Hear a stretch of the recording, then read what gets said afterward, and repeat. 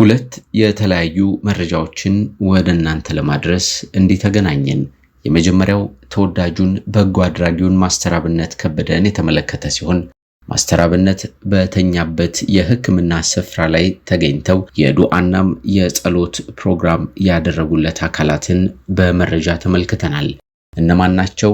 ምን አይነት የጸሎት ሂደት ተደረገለት?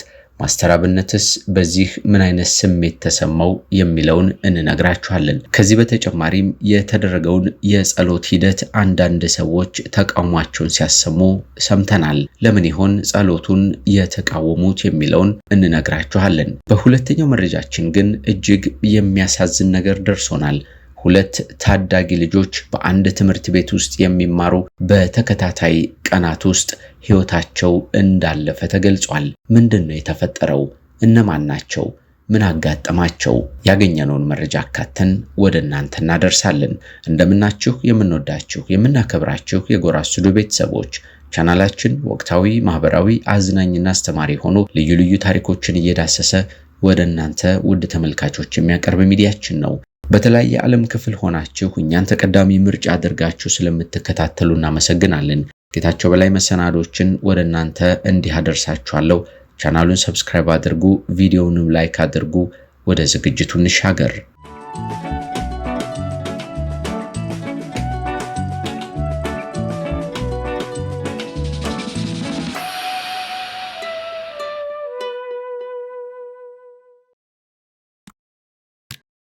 ተወዳጁና በጎ አድራጊው ማስተር አብነት ከበደም በሕክምና ቦታ ላይ እንደሚገኝ የሚታወቅ ነው። ታዲያ ሀገር ውስጥ እየተከናወነለት የሚገኘው የሕክምና ሂደት ተስፋ ሰጪና ማስተር አብነት ወደ ቀድሞ ጤንነቱም ይመለስ ዘንድ ትልቅ መንገድ ይሆናል ተብሎም እየተጠበቀ ይገኛል። በዚህም የማስተር አብነትን መታመምና ሕክምና ቦታ ላይ መግባት ተከትሎ እጅግ በርካታ ኢትዮጵያውያን ልዩ ልዩ መልእክታቸውን እያስተላለፉ ይገኛሉ። ከመልእክቶቻቸው በተጨማሪ ግን በጸሎት እያሰቡት የሚገኝ ድንቅ ሰው ሆኗል። ማስተር አብነት ሁሉም የኢትዮጵያ ሕዝቦች በአንድነት የሚወዱት፣ ሁሉም የሃይማኖት አባቶች በአንድነት ጸሎትናም ዱዓም ያደረጉለት ልዩ ሰው ሆኗል።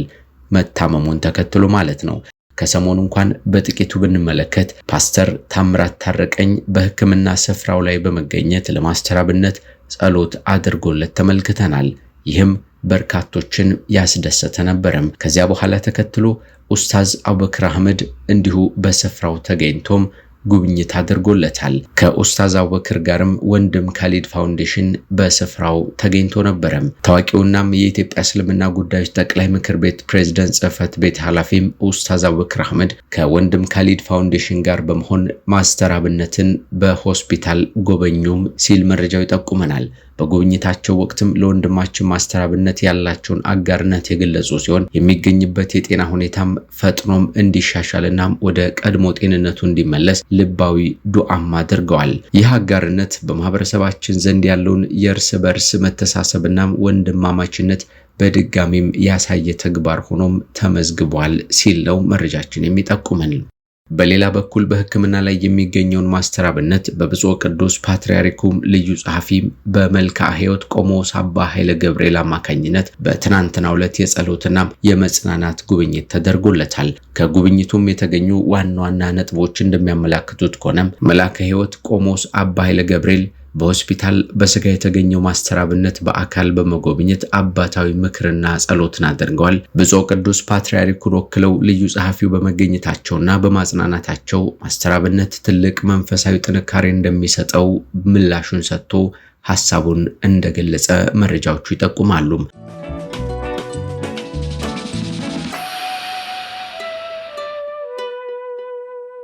ቤተክርስቲያን በችግርና በህመም ወቅት መከታ መሆኗን የታየበት ይህ ጉብኝትም ለማስተር አብነትም ሆነም ለደጋፊዎቹ ትልቅ የምስራች እንደሆነ ነው የተነገረው። ታዲያ እነዚህ ጸሎቶች ግን በተወሰነ መልኩም ቢሆን ተቃውሞ እየገጠማቸው በማህበራዊ ሚዲያ ላይ ተመልክተናል። ተቃውሞቹ ጸሎት አይደረግ ወይም ደግሞ እንዲህ ያለው ተግባር ጥሩ አይደለም የሚል ሐሳብ ያላቸው ሳይሆኑ ሌላ እይታን የያዙ ሆነው ተመልክተናቸዋል። እንዲህ የሚል ነው። እነዚህ የጸሎትና የዱዓ ፕሮግራሞች በአደባባይ መደረጋቸው መልካም አይደለም የሚለን ቃል ኪዳን አለን ነው። ድሮ ጸሎት የሚደረገው በጓዳ ውስጥ በለቅሶና በጸጥታ ነበረም። አሁን ግን ጸሎት ለመጀመርናም ለማድረግ ካሜራም የግድ ሆኗል። ጸሎት የሚደረገው ፈጣሪ እንዲሰማ ሳይሆን በማህበራዊ ሚዲያም የሚገኘውን ላይክና ቪው ታሳቢ በማድረግ ሆኗል በማለት ነው ቃል ኪዳን ዓለም ሐሳቡን ያስቀመጠው። እኛ ደግሞ ይህንን እንዴት ተመለከታችሁት ብላችሁ ብትጠይቁን አሁን ማስተር አብነት የሱን ጉዳይ ማንም ሰው ሊሰማውና ሊያውቀው የሚፈልገው ነገር በመሆኑም አባቶች ወይም ደግሞ የሃይማኖት ሰዎች በቦታው ተገኝተው ጸሎትና ዱዓ በሚያደርጉበት ጊዜም ሌሎች ሰዎች እንደ ዜና ለማውጣት እየተከታተሉ ፎቶና ካሜራ ስለሚደቅኑ ሊሆን ይችላል እንጂ በእርግጥም እነሱ ለታይታም ላይሆን ይችላል የሚል ሐሳባችንን ሰጥተን ወደ ቀጣዩ መረጃችን እንሻገራለን።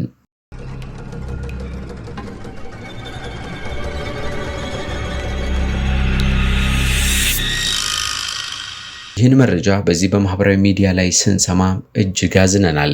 ነገርየው በርካቶችን ያሳዘነና በሐዘን ያስቀመጠ ነው።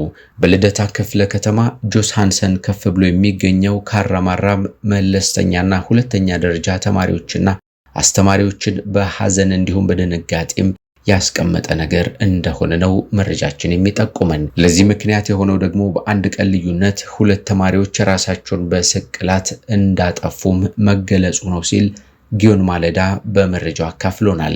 እነዚህ ለጋናም የህይወትን ፈተናም ለመጋፈጥ እምብዛም ልምዱም ሆነ ዕውቀቱ የሌላቸው ገና ታዳጊ የሆኑ ልጆች በዚህ መልኩ ህይወታቸውን ማጣታቸው በሚኖሩበት ወረዳ 9ና ወረዳ 5 አካባቢ ነዋሪዎችን ከፍተኛ ሐዘንና ድንጋጤ ውስጥ የከተተ ነው ብሎታል። ከዚህ በተጨማሪ ተማሪዎችንና አስተማሪዎችንም እንዲሁ ያሳዘነ ነገር እንደሆነ ነው የተነገረው።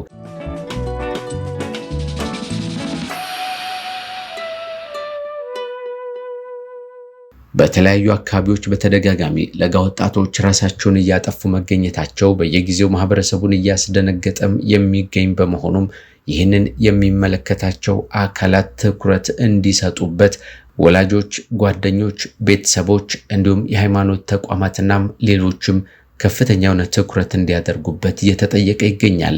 የጊዮን ማለዳ መረጃ እንደሚጠቁመው ከሆነ እጅግ አሳሳቢና አስደንጋጭ ደረጃ ላይ የደረሰው ይህንን ጉዳይ ሰይጣናዊ ድርጊትን በመሆኑ በዋነኝነት መመከት የሚቻለው በሃይማኖት ተቋማት ነው በማለት ሐሳቡን ያስቀምጣል።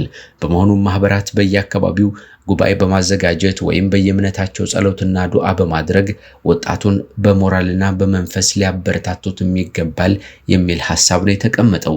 ቀደም ሲል በዚሁ አካባቢም ማህበረ ፊልጶስ የተሰኘም ግዙፍ የሃይማኖት ማህበር ስለነበረም በዓላትን፣ ንግስ በዓልን፣ መታሰቢያ ቀንን አስመልክቶ መንፈሳዊ ትምህርትና ድራማም ስብከት ስለሚያዘጋጅ የዚህ አይነት መጥፎ ድርጊት ተሰምቶም አያውቅም ነበር ሲል ነው መረጃው የሚጠቁመው። ጉባኤው ግን ከ2007 ዓ.ም በኋላ በመታገዱም እነዚህ ክስተቶች በየአካባቢው ተስፋፍተዋል ሲልም ይናገራል።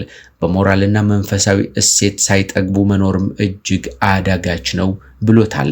እንዲህ ያለውን ተግባር የሃይማኖት አባቶችም ልዩ ትኩረት አድርገውበት ሊያስተምሩም ይገባል በማለትም ነው የተጠቆመው። ያለ ዕድሜያቸው ለተቀጠፉት ነፍሳቸውን ይማር፣ ለቤተሰብም መጽናናትን ይስጥልን።